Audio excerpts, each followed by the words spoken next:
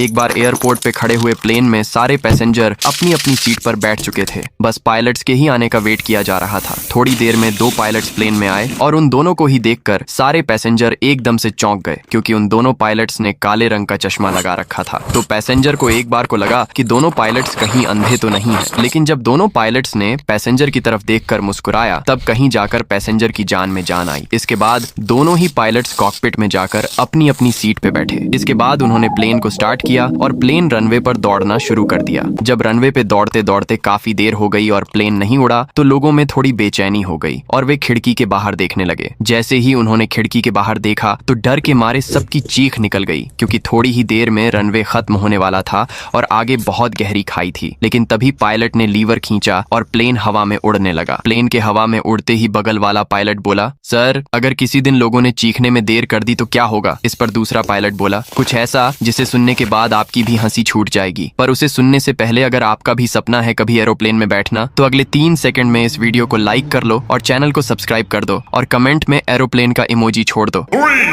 2, 1, go!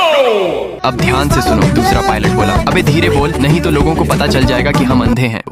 समझ रहे हो?